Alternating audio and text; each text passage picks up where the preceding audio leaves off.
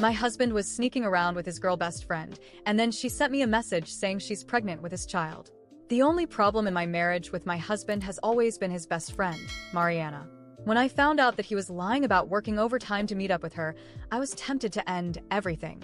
Of course, I thought they were having an affair, but I gave my husband the benefit of the doubt and decided to check their messages. Surprisingly, he didn't object to this. And when I looked through the messages, there was no sign of infidelity. The reason my husband was spending more time with Mariana recently was because the 5-year anniversary of her older sister's death was approaching. During this time, Mariana always became extremely depressed. This really calmed me down, and although I was hurt by the fact that my husband didn't tell me the truth about what he was doing, I could accept that he was just being a great friend. Some time passed, and things were fine until my husband invited me to Mariana's mother's birthday party. I agreed, and was actually quite excited because I wanted to make more female friends and have girls' nights out to relieve work stress. I figured I might meet some women there. I walked into the house with my husband, expecting a simple gathering. And then Mariana did something I had never seen her do before.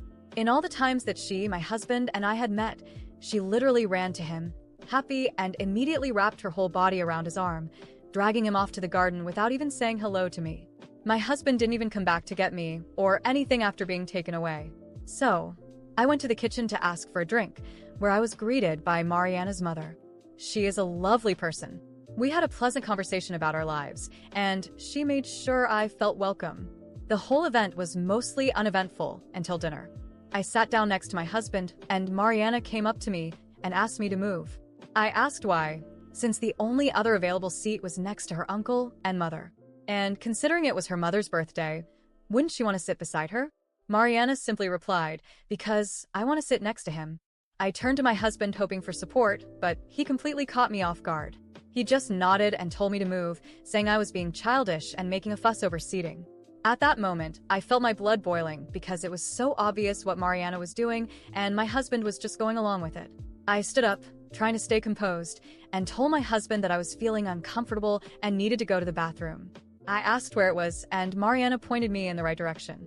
I left the table and started doing breathing exercises to calm myself down. Once I was in the bathroom, I messaged my brother, explaining the situation. He told me I was being jealous and overreacting. Reluctantly, I agreed and went back to the table, choosing to sit next to Mariana's mother. The entire time, my husband and Mariana were laughing together as if everything he said was the funniest thing she'd ever heard. She kept rubbing his back, touching his arms, and commenting on how much stronger he had gotten, all while throwing smug glances in my direction. The final straw for me was when I put a piece of meat on my plate, and she said, "Are you really going to eat all of that?" I froze in embarrassment while my husband and Mariana laughed at what they apparently thought was a joke. Her mother, visibly uncomfortable, stood up for me, saying the comment was inappropriate and that guests should be treated with respect, but Mariana completely ignored her. Mariana is very pretty, slim, and works out regularly, so hearing that from her stung deeply. I got up from my chair, walked out the front door, and called my dad.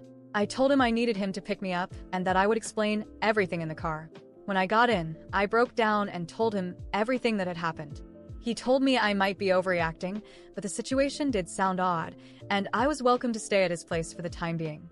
I thanked him and went back to our house. While I was trying to settle down, my phone was flooded with messages from my husband and Mariana. Reading them only made things worse. My husband accused me of ruining the dinner and said he was staying at her house for the night. Mariana's messages claimed that I had spoiled her evening with my victim behavior. I looked up the term, and it only fueled my anger because I realized she was the very definition of someone who constantly seeks attention and validation. My husband came home around 5 p.m. from Mariana's, and I immediately told him that leaving his wife to stay at another woman's house was disgusting. He started shouting, saying I was overreacting again and that I needed therapy to deal with my jealousy issues. For about a month, my husband became more distant and cold, and I could feel that our argument had driven a wedge into our marriage. Things were clearly going downhill, and although we weren't having outright arguments, the tension in the house was palpable. We barely spoke, there was no intimacy between us, and I had to endure him running off to Mariana's house about once a week. I bit my tongue and held out hope, convincing myself this was just a phase in our marriage and that there would eventually be a light at the end of the tunnel. That hope shattered when I received a message from Mariana with a positive pregnancy test and a threat, saying we should get divorced because the baby was my husband's. I completely froze, utterly clueless about how to react. That evening, my husband came home around 6 p.m., threw his keys on the counter, and went upstairs without saying a word to me. I thought this was extremely rude, so I followed him upstairs, telling him we needed to talk. He dismissed me, saying he was tired and needed to sleep, which only fueled my anger because I was being serious. By this point, I was on the verge of tears, feeling entirely neglected, but I managed to hold them back for the moment. Halfway up the stairs, I told him I knew about him and Mariana. I expected him to look shocked, like a deer caught in headlights, but to my surprise, he looked at me confused. I explained my side, showed him the text and what it all seemed like. To my astonishment, he laughed in my face. That laugh filled me with so much rage. I had had enough of being walked all over. I shoved past him into our bedroom, grabbed a suitcase from under the bed, and started packing his things for him. He began shouting horrible things at me, but I barely heard any of it because I was crying uncontrollably, shoving every piece of his clothing into the suitcase as fast as I could. When I finished shoving the last pieces of his clothes into the suitcase, my heart was on fire, not with love, but with pure indignation. He kept shouting behind me, hurling insults and accusations that I barely registered because the sound of my own sobs drowned him out. I yanked the zipper shut, turned to him, and pointed to the door. "Get out. Now." My voice trembled, but the message was crystal clear. He stared at me, incredulous, and for a moment, I thought he'd comply. But instead, he let out a bitter laugh and crossed his arms. "Do you really think you're going to kick me out that easily?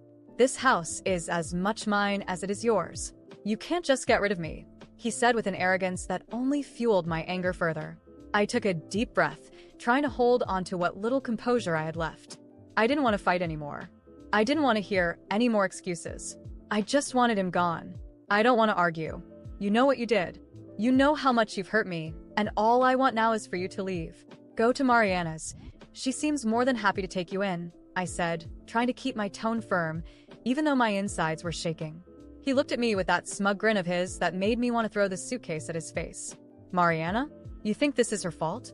Maybe if you weren't so insecure and paranoid, things would have been fine between us," he said, and his words cut deeper than I expected. It felt like he'd slapped me with an invisible hand.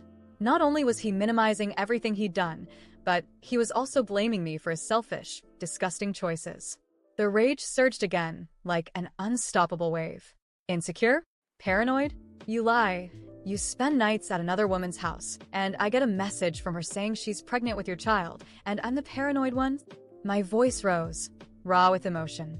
"Don't you dare blame me for your selfish, despicable behavior." He didn't respond, but his smirk faded. I pointed to the door again. "If you don't leave right now, I'll call my dad and the police." And I'm not joking. That seemed to rattle him. He grabbed the suitcase with a sharp movement, but before he stepped out, he stopped at the door and said something I'll never forget. "You're going to regret this. Kicking me out." "I won't forget it." The threat lingered in the air as he slammed the door behind him. I collapsed to the floor, crying, a mix of relief and despair flooding me. As much as I wanted to believe it was over, I knew it wouldn't be that simple. The days that followed were a whirlwind of emotions and uncertainty. My dad insisted that I stay with him for a while, but I decided to stay in my house. It was my space, my life, and I wasn't going to let him take that from me. Still, I couldn't sleep at night. Every creak of the house made me think he might come back, furious, demanding to get in. A week later, I received a message from Mariana. My heart pounded before I even opened it. I didn't want to read it, but curiosity got the better of me. The message read, "I hope you're happy. Now he's with me, where he's always belonged. Enjoy your loneliness." The rage returned with full force, but this time, it was accompanied by something darker. The determination not to let them win. I blocked her number without replying and started thinking about everything I needed to do to protect myself. I contacted a lawyer and started the divorce process, knowing full well that he'd likely make it as difficult as possible. A few days later, I received a notification that he had filed to contest the division of assets. He wanted half of the house, claiming he had contributed financially. That was the last straw. The man who had betrayed, humiliated, and destroyed my trust now wanted to take what little I had left. I decided to fight. I hired the best lawyer I could afford and began gathering every piece of evidence I had against him. Messages, photos, witnesses. Everything. I knew it wouldn't be easy, but I was determined to get through this with my dignity intact, even if it meant exposing all his dirt in court. Meanwhile, things got stranger. Mutual friends started messaging me, saying he was spreading rumors about me, trying to paint me as the villain. He claimed I was controlling, that I wouldn't let him be happy, that the divorce was all my fault. The public humiliation was almost unbearable, but I refused to respond. I wouldn't give him the satisfaction of seeing me stoop to his level. At the first divorce hearing, he showed up hand in hand with Mariana, parading her like a trophy. My stomach churned, but I kept my composure. Throughout the session, he and his lawyer tried to discredit me, but mine was prepared. We started presenting the evidence we'd gathered, and little by little, his smug grin faded. Still, the battle was far from over. As we left the courtroom, he gave me a look that sent a chill down my spine. "This isn't over. You'll pay for all of this," he muttered before walking away with Mariana. The sense of danger lingered in the air. I knew he still had tricks up his sleeve and wasn't going to back down easily. But one thing was certain. Neither would I. After months of legal battles, the divorce was finally finalized. I managed to secure half of the assets, including the house, which was my main priority. It was a bitter victory, but a victory nonetheless. My ex-husband and Mariana didn't make it easy, dragging out the process and trying to humiliate me at every turn. When I signed the final papers, I swore that chapter of my life was closed. I wanted to move on and never look back. During the divorce, Mariana continued flaunting her pregnancy as if it were a trophy, showing up to hearings with her growing belly. My ex seemed proud, as if he was embarking on a new phase of his life. Every time he looked at me, it was as if he wanted to provoke me, but I kept my head high. It was hard, but knowing I was free from that toxic relationship helped me move forward. A few months later, I heard through mutual friends that Mariana had given birth to a baby boy. My ex was ecstatic, posting pictures on social media as if his life was perfect. I'll admit, seeing it still stung. Not because I wanted him back, but because the public humiliation I'd endured was still a fresh wound. Still, I did my best to ignore it. That was no longer my life. What I didn't expect was that, over time, their perfect life would start to crumble. One day, while leaving a local grocery store, I ran into an old friend who still kept in touch with people from our old social circle. She looked hesitant but finally said, "Did you hear what happened between your ex and Mariana?" I shook my head, curious but cautious. I didn't want details, but something in her tone piqued my interest. "They're fighting a lot. Apparently, he found messages between her and another guy, pretty explicit stuff," she said in a hushed voice, as if afraid someone might overhear. "And there are rumors that the baby might not even be his." My mind raced. Messages, infidelity, the possibility that the baby wasn't his. It all seemed so surreal, I didn't know what to think. I quickly said goodbye and went home, trying to push the conversation out of my head. After all, their chaos was no longer my problem. Or so I thought. A few weeks later, I got an unexpected message from my ex. He wanted to meet to talk. My first instinct was to ignore it, but something told me there was more to it. I agreed to meet him at a public cafe, where he showed up visibly shaken. His eyes were sunken, and he looked like he'd aged years since I last saw him. "Mariana cheated on me," he started bluntly, staring down at his coffee. "I found messages between her and another guy while she was pregnant." I stayed silent, letting him continue. He seemed like he needed to get it off his chest. I confronted her, asked if the baby was mine, and you know what she said? He let out a bitter, almost desperate laugh. She said no. That the baby belongs to the other guy. I was stunned. Even though I'd cut all emotional ties with him, I never thought Mariana would do something like this. They had destroyed my marriage to be together, and now she was stabbing him in the back. "So, what are you going to do?" I asked, keeping my tone neutral.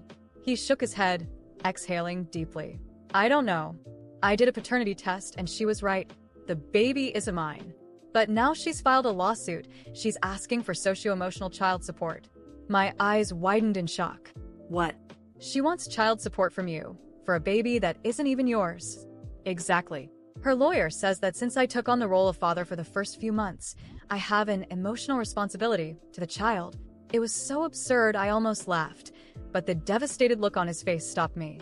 Months passed, and the case went to court.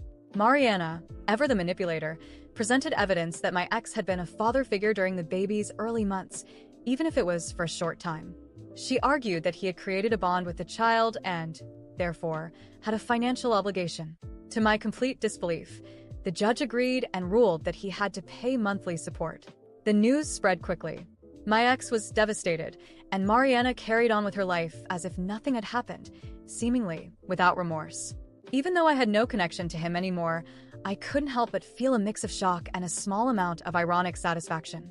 He had destroyed our marriage to be with her, and now he was trapped in an even more humiliating and unjust situation. Deep down, I knew this wasn't the end of the story. Mariana wasn't the kind of person to pass up an opportunity to manipulate, and my ex, despite everything, still seemed vulnerable to her schemes. As for me, I just wanted to stay as far away from their chaos as possible. But a part of me couldn't help but watch from a distance, waiting to see how it would all unfold. After all, what would Mariana do next? And more importantly, what would he do when he finally realized that his choices had led him down a path of no return? Honestly, that wasn't my problem anymore. He and Mariana had made their choices, destroyed my marriage, and humiliated me publicly to live their so-called perfect life, which was now falling apart. He was paying the price for the decisions he made, and frankly, I couldn't feel sorry for him. Every step he took seemed to drag him further into the hole he had dug for himself. As he finished venting about the court's decision and his anger with Mariana, I just looked at him unmoved. The tears in his eyes, the defeated tone of his voice, none of it stirred anything in me. It felt like watching a soap opera with an ending I already knew. When he finally paused, expecting some kind of sympathy or response from me, I took a deep breath and decided to be honest. You know, I could pretend to feel bad for you, but the truth is you're getting exactly what you deserve. He looked up at me, shocked, as if he couldn't believe what he had just heard. When you decided to cheat on me, lie to me, and leave me for Mariana, you knew exactly what you were doing. You destroyed our marriage for someone who clearly never had any morals, and now you're surprised she's done the same to you? Sorry, but I don't feel bad for you. He tried to interrupt, but I raised my hand to stop him. And before you say I'm being cold or vindictive, let me make something very clear. I've moved on. The mess you're in now doesn't affect me anymore, and frankly, if I have anything to say about it, it never will.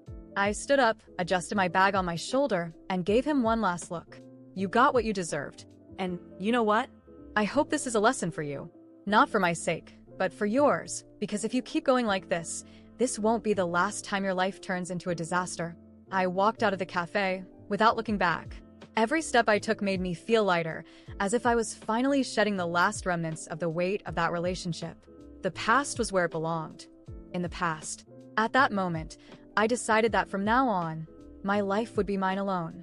There would be no room for chaos or for the consequences of other people's bad decisions. I was finally ready to write my own ending, far away from betrayal, manipulation, and regret. As for him and Mariana, well, they could keep living in the mess they created. It wasn't my problem anymore.